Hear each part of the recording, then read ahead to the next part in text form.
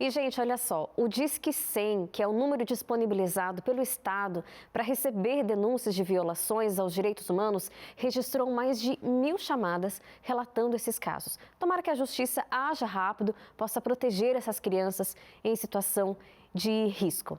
E mais do que a repercussão na mídia e as pessoas envolvidas nesse caso, o mais importante são as crianças, não é mesmo? Em uma era onde tudo é postado nas redes sociais, a gente precisa refletir sobre o impacto na vida dos menores. E para isso nós convidamos aqui ao Revista a psicóloga infantil Noemi Oliveira, que já está aqui no estúdio comigo. Boa noite para você, Noemi. Obrigada pela sua participação aqui. Eu agradeço o convite. É um tema super sensível, né?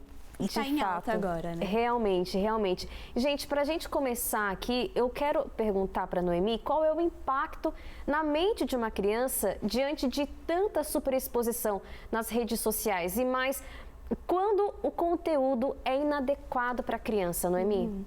A gente tem que pensar que essa superexposição, ela acontece já na gestação, né? Então a mãe ali, os pais descobrem a gravidez e desde já eles já começam a expor a vida dessa criança nas redes. Então, eles já criam um perfil nas redes sociais, principalmente no Instagram, para essas crianças. E aí eles postam a ultrassom, o parto, todos os detalhes daquela criança.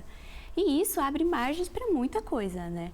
Então, essas fotos, essa exposição, a criança na piscina, de biquíni, de sunga, o uniforme dessas crianças tem impacto tanto no emocional, tanto na segurança dessas crianças, né?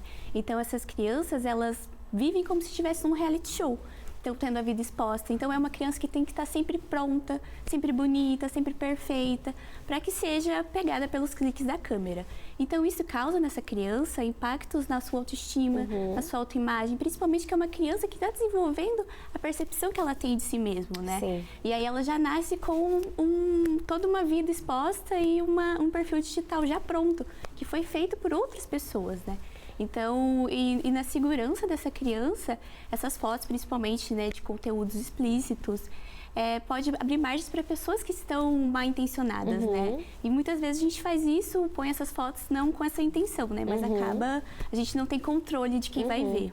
É interessante essa colocação que você põe, porque hoje nós estamos falando sobre adultização de crianças e adolescentes, né? Não se trata apenas de conteúdo com conotação sexual, mas também de crianças que já falam em investir dinheiro, por exemplo. Isso é sinal de maturidade ou existe aí, Noemi, algum perigo em pular etapas? Então, a gente tem que diferenciar primeiro o que é maturidade do que é uma adultização, né? Maturidade é quando a criança ela tem ferramentas para lidar com aquilo que é da idade dela, que é da idade cronológica dela. Então, a adultização é quando a gente pega essa criança e insere ela em papéis que são de adultos. Então, por exemplo, essa questão de investir dinheiro.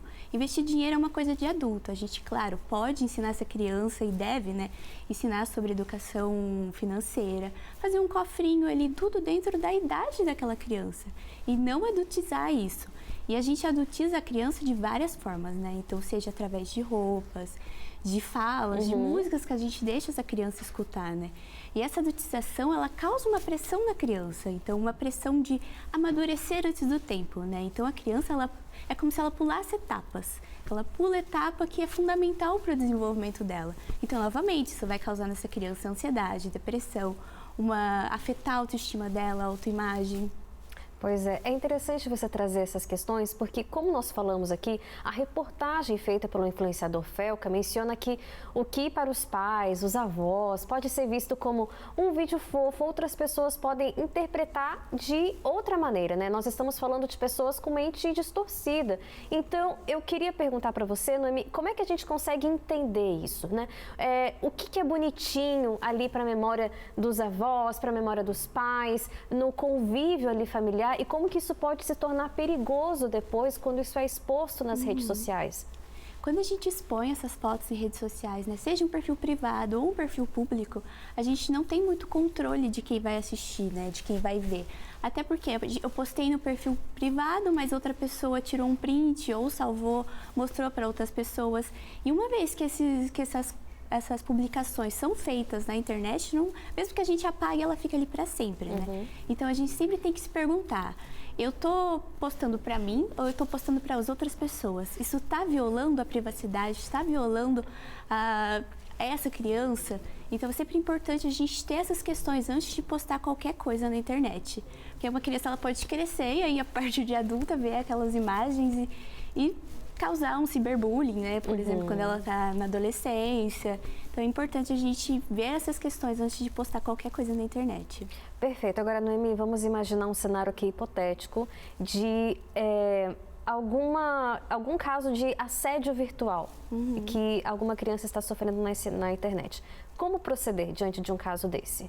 O primeiro passo é acolher essa criança, né? A gente é uma criança, então esse assédio causa vários danos na cabecinha da criança, né? Então, o primeiro passo também é afastar ela desse agressor. Então, privar ou bloquear esse agressor das redes sociais dela, acolher, escutar essa criança, não julgar, não culpabilizar ela pelo que aconteceu. E aí também, né, claro, salvar essas provas, abrir um boletim de ocorrência, mas o principal é acolher essa criança, se for necessário, procurar uma ajuda psicológica para a criança e também para os pais, né, que os pais